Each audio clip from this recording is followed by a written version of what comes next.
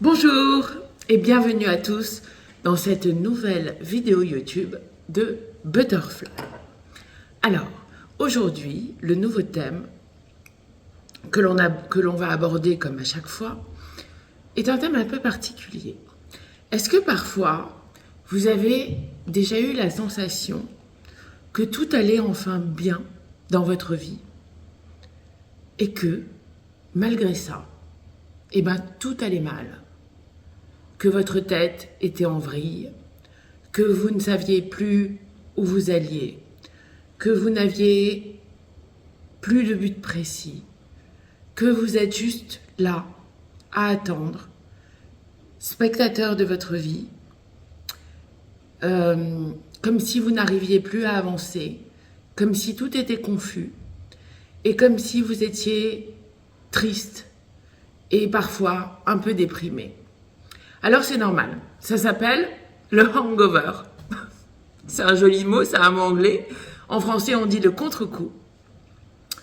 Quand on a, dans la vie, vécu des étapes difficiles, quand on a dépassé des moments traumatisants, quand on a eu un choc, eh bien, même si tout revient dans l'ordre et que tout semble à nouveau calme, apaisé, et qu'on aurait toutes les raisons d'être heureuse et de se réjouir, ou d'être heureux et de se réjouir, eh bien notre corps et notre esprit, lui, nous dit non. Je me suis trop battue, j'en ai trop bavé, et j'ai besoin d'un moment pour récupérer. J'ai besoin d'un moment pour reprendre des forces. J'ai besoin d'un moment pour me calmer. Et je ne peux pas aller bien tout de suite, immédiatement, après avoir vécu ce que j'ai vécu. Donc, alors, évidemment, c'est pas toujours facile à accepter, parce que quand on va bien, a priori, qu'on n'a plus rien qui nous contraint, et qu'on plonge à nouveau dans la déprime, et l'incapacité d'avancer, on se dit, mais enfin, qu'est-ce qui m'arrive? C'est pas normal. Je devrais avoir récupéré toutes mes forces, je devrais être heureuse que la situation soit résolue. Eh bien non.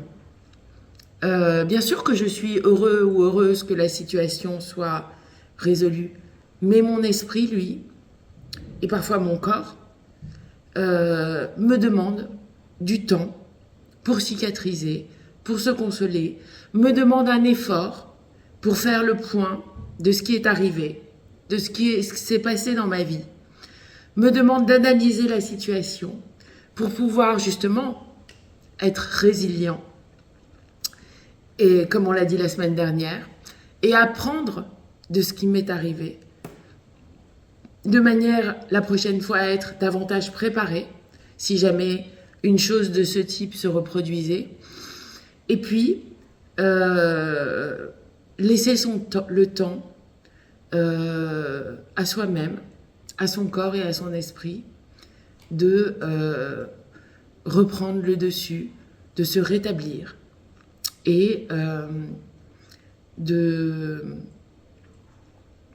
pouvoir enfin, ensuite, redevenir peut-être pas ce que vous avez été, parce que les épreuves font que souvent on devient différent, mais pouvoir à nouveau apprécier la vie, avancer, avoir des buts, peut-être d'une autre manière, mais en tout cas récupérer cette capacité à se réjouir, à avancer et à profiter. Alors, c'est une période qui n'est pas facile, parce que quand on se bat contre quelque chose, on sait contre quoi on se bat. Alors que quand on n'est pas bien, sans aucune raison apparente, et ça peut arriver des mois après la résolution d'un choc, eh bien, on se demande ce qui se passe. Il faut d'abord réfléchir et chercher dans son passé le lien qui fait qu'aujourd'hui, on n'est pas bien et pourquoi on n'est pas bien. Une fois qu'on a trouvé, il faut analyser ce qui s'est passé revenir sur cet événement et essayer de le décortiquer pour pouvoir comprendre ce qui nous est arrivé, ce qu'on était, ce qu'on est devenu et ce qu'on a appris dans cette transition, parce que souvent c'est des moments de transition. Et puis ensuite, il faut adapter sa vie, tout simplement, à ce que l'on a appris et essayer d'avancer, si on ne peut pas de la même façon, du moins autrement, en trouvant de nouveaux buts, de nouvelles passions, de nouvelles envies et de nouvelles joies. Alors, pour cela, il faut accepter de revenir à l'intérieur de soi. Il faut tourner la tête vers soi et non pas de l'autre côté. Et une fois qu'on a profondément plongé en soi, faire un travail d'introspection qui est obligatoire, mettre des mots sur nos blessures, mettre des mots sur nos pensées, mettre des mots sur notre futur, notre présent et notre passé. Et pour ça, parfois, il est utile d'écrire et de faire des listes. Alors, on n'a pas forcément besoin d'aller chez un psychiatre ou chez un psychologue. On n'a pas forcément besoin de prendre des médicaments. Il suffit juste d'accepter de faire ce travail, de chercher ce qui n'a pas fonctionné et les nouvelles manières, ensuite, de mieux gérer notre vie. Si vous n'arrivez pas à le faire seul, il y a des gens comme moi qui vous aident avec des protocoles spirituels de manière à avancer et à rechercher ce qui a fait que vous êtes comme ça aujourd'hui et que vous avez besoin de vous tourner vers vous-même.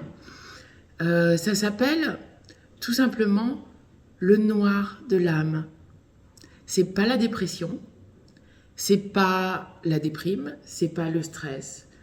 C'est votre âme qui simplement a mis trop d'énergie à vous protéger et qui aujourd'hui a besoin de retrouver sa place, d'être réaccueillie.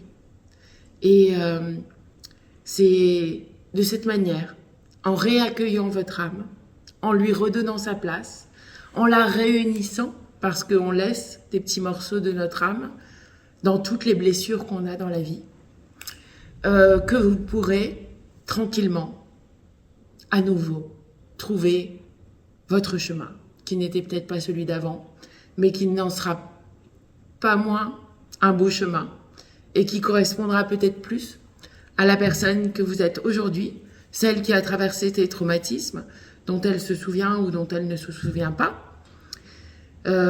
auquel elle veut penser ou auquel elle ne veut pas penser.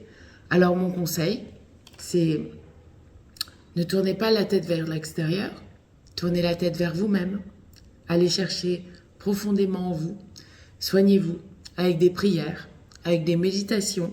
Il y en a beaucoup sur le groupe Butterfly, je vous les recommande. Sur mon site aussi, sur le site de Butterfly by Sam, vous trouverez des méditations gratuites de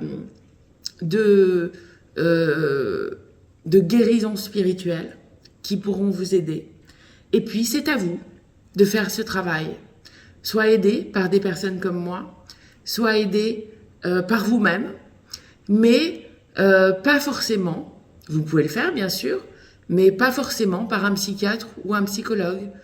Votre âme a plus besoin de vous que d'un médecin. Voilà, je vous embrasse, je vous fais plein de gros bisous. N'oubliez pas de vous abonner sur la cloche, de transférer à vos amis s'ils en ont vraiment besoin ou si vous pensez que ça pourrait leur être utile. Likez aussi, si vous aimez. On n'a jamais trop de likes, hein. Moi je suis toujours contente quand je vois des likes. Je réponds également à vos questions si vous en avez.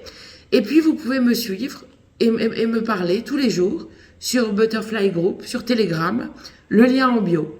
Je vous fais des gros bisous et je vous souhaite une belle journée, un bon dimanche. Bye bye.